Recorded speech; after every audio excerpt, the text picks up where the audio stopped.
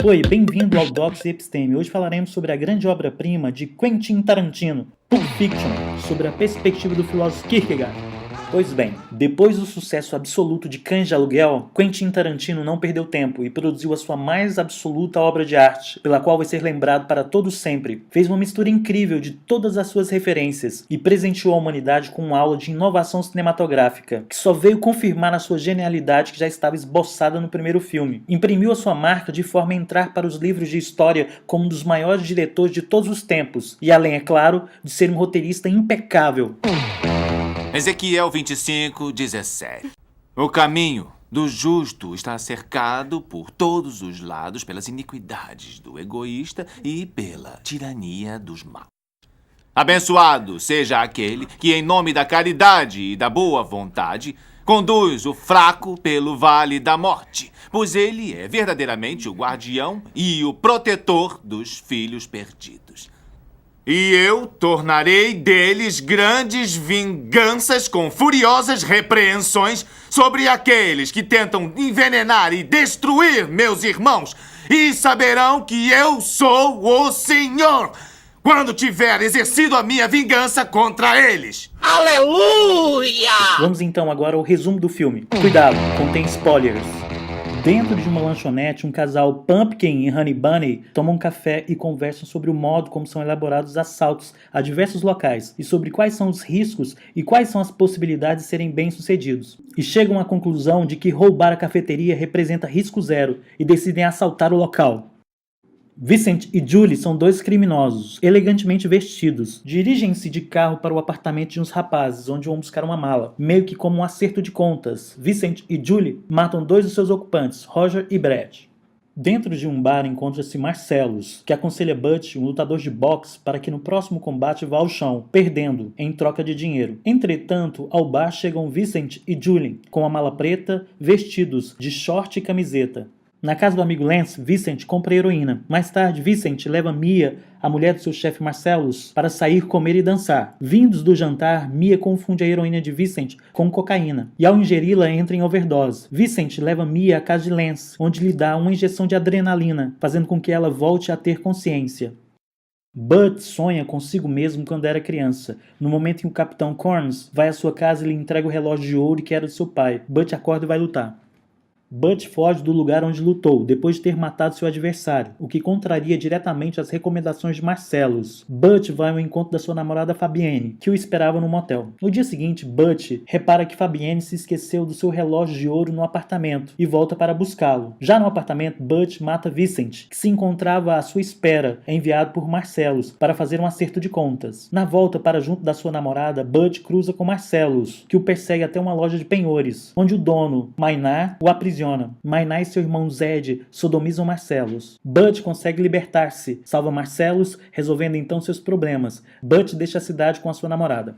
No apartamento dos rapazes, momento depois de Julie e Vincent terem assassinado dois deles, deixam um vivo, Marvin. Um quarto homem sai do banheiro disparando, mas erra todos os tiros e é executado por Vincent e Julie. Seguidamente, dentro do carro, Vincent mata Marvin sem querer, enchendo o carro de sangue. Julie recorre ao seu amigo Jimmy para deixar o carro na sua garagem. Depois a Wolf para ajudar a limpar o carro. Vincent e Julie também são lavados, vestindo short e camiseta.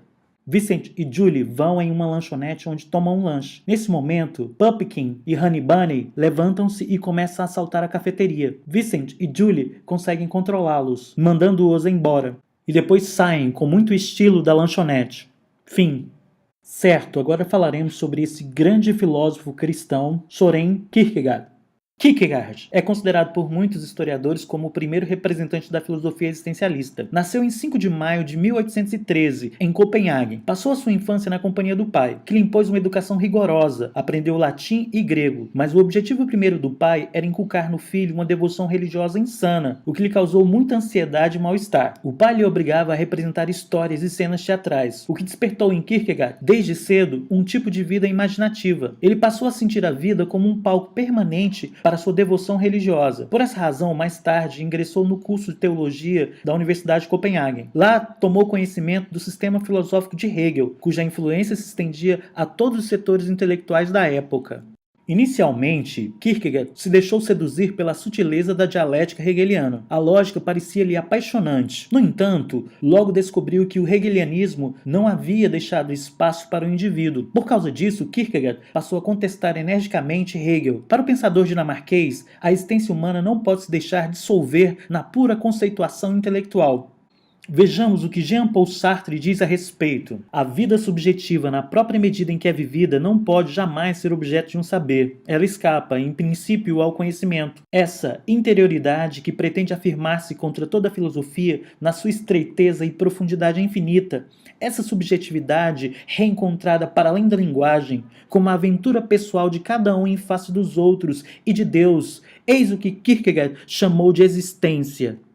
Com essas palavras, Jean-Paul Sartre sintetiza o caráter da filosofia de Kierkegaard. Cada pessoa humana, repetia ele, é uma realidade única, irredutível às abstrações usadas pela ciência e também por Hegel. Mas não basta dizer que cada um é único, porque não há dias, pedras ou folhas de árvores que sejam idênticas. No que diz respeito à pessoa humana, não há categoria abstrata capaz de captar a unicidade individual.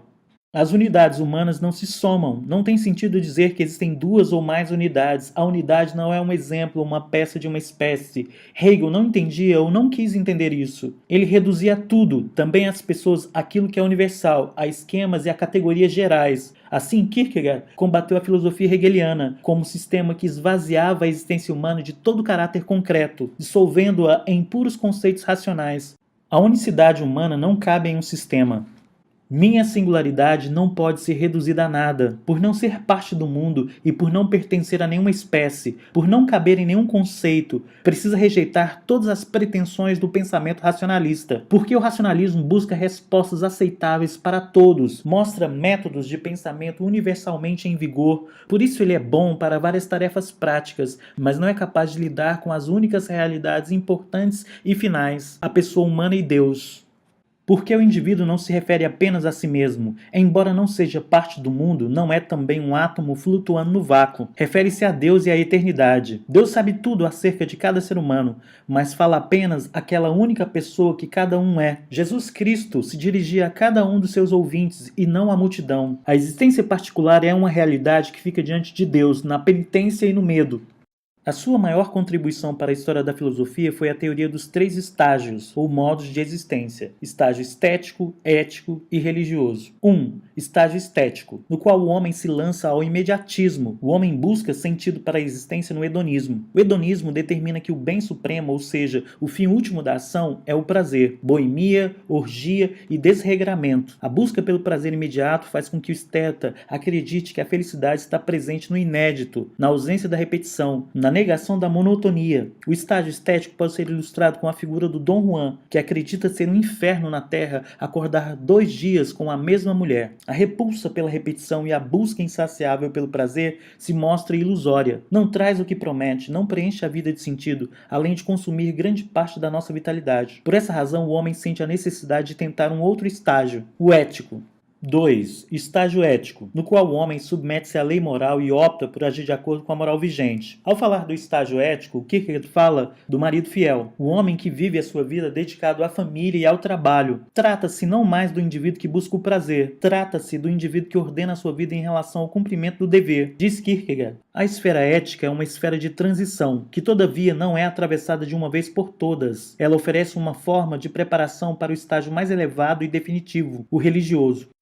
3. Estágio religioso. O último estágio proposto por Kierkegaard vai muito além do estágio ético. É o ponto mais alto que se pode chegar. É, portanto, o estágio onde se afetiva a realização do indivíduo. No estágio ético, o homem pode transgredir a uma lei feita pelos homens. No estágio religioso, não. Porque caso faça isso, é um pecado, porque contraria a lei de Deus. O estágio religioso suspende o estágio ético quando o indivíduo estiver diante de uma escolha que implica uma finalidade maior. Lembra do vazio interior que todos nós possuímos? Então, segundo Kierkegaard, esse vazio interior existe porque no pecado original é como se nós tivéssemos perdido a nossa conexão com Deus. E desde então tentamos desesperadamente restabelecer essa conexão com o divino. Quando eu nego a razão, nego os valores morais, nego o que é me imposto socialmente e aceito o absurdo da fé, eu finalmente entro em contato direto com a divindade e me sinto plenamente realizado e me sinto completo. Eis então o objetivo da existência humana segundo Kierkegaard: restabelecer a nossa conexão com o divino, com Deus.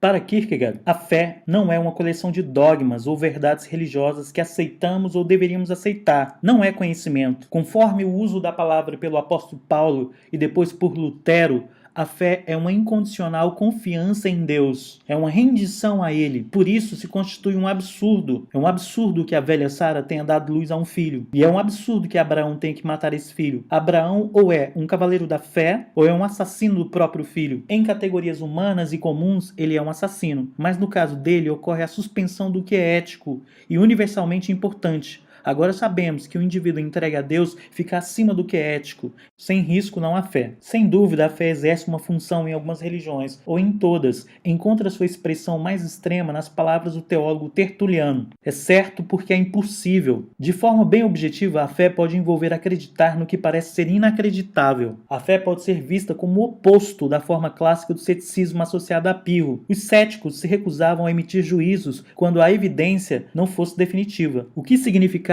que quase nunca emitiam juízos. A fé, por outro lado, envolve optar por acreditar em algo, apesar do fato de que as evidências não são em nada definitivas. Por essa razão, Kierkegaard via uma conexão necessária entre risco e fé. A fé também é a aceitação daquilo que para a razão é um absurdo ou um paradoxo.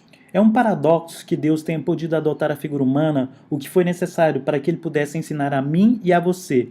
É um paradoxo que precisamos ser responsáveis pelo que não fizemos, como ensina a história do pecado original. Quando a razão se choca com o paradoxo, nasce a fé. Mas a fé não é dada de uma vez para sempre. Ela precisa ser constantemente renovada. A fé, portanto, não tem e não pode ter embasamento racional. É impossível provar a existência de Deus. Não há um ponto de partida para começar uma prova como essa. Se tentássemos fazê-lo, teríamos de presumir de antemão o resultado. Mas é preciso repetir, a fé não se refere a nenhum teorema teológico. Deus é o que é absolutamente indiferente. Não tem nome. Estamos cientes de uma distância infinita que nos separa dele. Talvez se possa dizer que a fé é um corpo estranho no mundo da nossa razão e da nossa vida presente. É um dom de Deus e não da igreja. Considerações finais. Apesar do título, o filme é sobre o despertar espiritual. A moral cristã está impregnada em todas as cenas e falas. A importância de fazer o bem a quem lhe deseja o mal, a lutar contra a tentação, a não trair e, sobretudo, preferir o difícil em vez do fácil. Trilhar o caminho espaçoso e cheio de prazeres é absolutamente perigoso. Sabemos que devemos fazer para trilhar o caminho do bem. Mas mesmo assim, o caminho do mal nos parece mais atrativo. Por que buscamos o hedonismo? A resposta é óbvia, pelo prazer. O princípio do prazer determina em grande medida a nossa vida. Isso começa bem cedo. Buscamos o que nos proporciona prazer e evitamos aquilo que nos causa dor. Simples assim. Mas Kierkegaard nos lembra de algo que fazemos questão de esquecer. O prazer não preenche a nossa vida de sentido. É evidente que o bem-estar causado pelo prazer é ótimo, mas temos um vazio interior que se torna maior a cada desejo satisfeito. E isso nos causa angústia. Por essa razão, a filosofia de Kierkegaard nos apresenta o maior dos problemas. Onde está o sentido para a vida? O que preenche de forma definitiva o nosso vazio interior?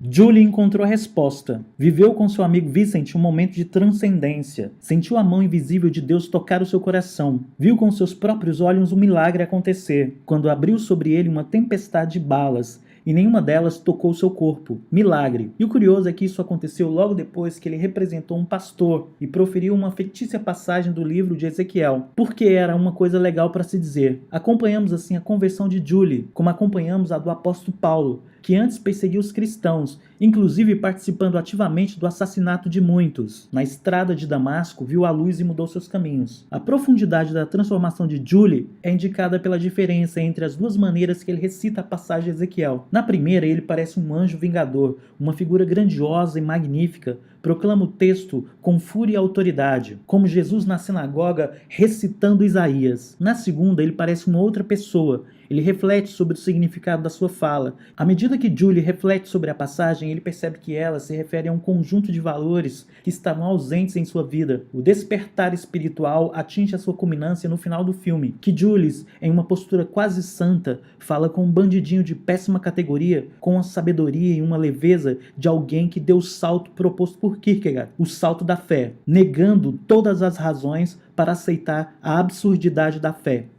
Se você gostou do vídeo, assine o canal, dê um like e compartilhe com os amigos. Forte abraço e vitória sempre!